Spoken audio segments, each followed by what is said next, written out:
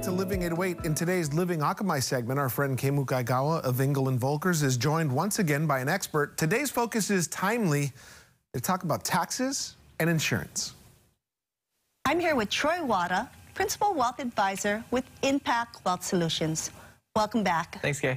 Last month in part one, we covered banking and investments. Today, you're going to be discussing, I believe, insurance, taxes, and the law. This was all part of a holistic wealth plan, which includes the 5 disciplines of wealth management. Okay, let's remember there are banking, investments, insurance, taxes, and the law. So how did I do? Okay, wow, that was actually great. You were actually listening last time. I'm shocked, amazed. Today I want to focus on life insurance. Life insurance can fall into 2 basic categories, permanent and term. But don't be confused, just because you have a permanent life insurance policy like a universal life or whole life policy, that doesn't really mean it's permanent. It is also important to review these kinds of policies on a regular basis and order what we call an in-force illustration, which is an X-ray on your policy and it can tell you how long it will last. The last thing you want is for your policy to lapse and you not know about it. The second type of life insurance, which is the opposite of what permanent life insurance is term life insurance. Term life insurance is a policy that has a specific end date, like 10, 15, or 20 years from now. For most people, there's a time in their life when they actually need life insurance, and there's a time in their life when insurance becomes more of a want, like I want to leave more money behind for my kids.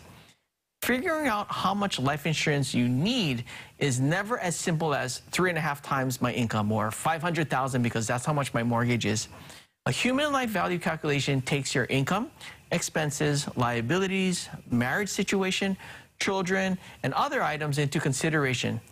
Figuring out the amount of life insurance you need is much more important than the kind of life insurance you need.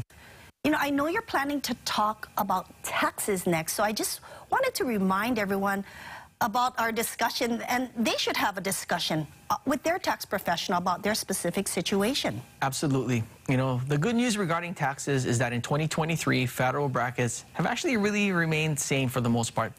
Our federal tax rates are still the same, but what did change is that the amount you need to make to be in each of those brackets actually went up.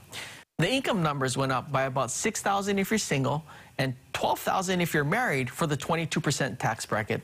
That's because in 2023, the IRS has decided to adjust those tax brackets to account for inflation. The standard deduction in 2023 also went up to $12,950 if you're single and $25,900 if you're married. Long-term capital gains rates are the same. This would apply to things like selling your stocks, real estate, right, that you've owned longer than a year. Kay, as you know, with real estate investment properties, the 1031 exchange provision was not affected by the new tax bill. Neither was the step-up in cost basis, which basically applies to all non-retirement stocks and real estate. Again, please have a discussion with your tax professional when it comes to creating a tax plan for 2023.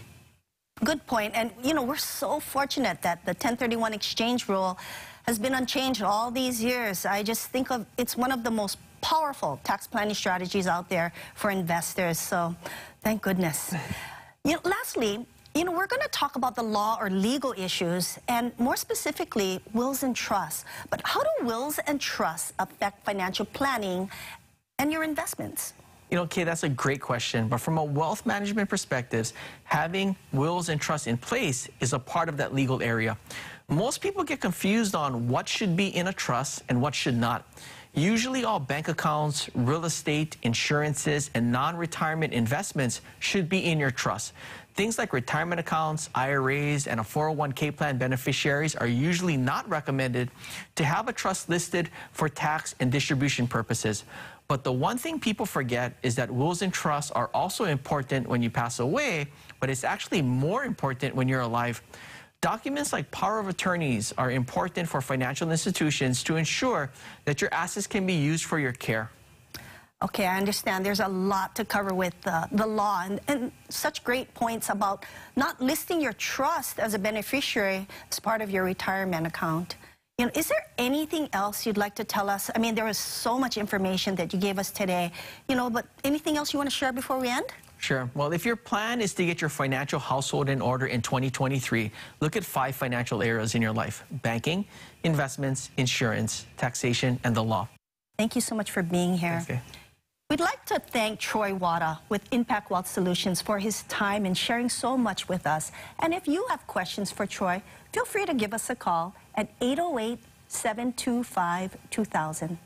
Thank you for joining us, and thank you for letting Engel & Volkers Honolulu simplify your life. It's perfect timing for talking about taxes. I just did my taxes. You did? Yeah, finally. It usually takes me a little while to do it, but I'm so happy that it's done. Yeah. You know, but great information, and Troy's been a great guest for Kay for a while now. So past episodes you can catch on KH12.com. Yeah, make sure you check them out. Always great info on there. All right, well, coming up next.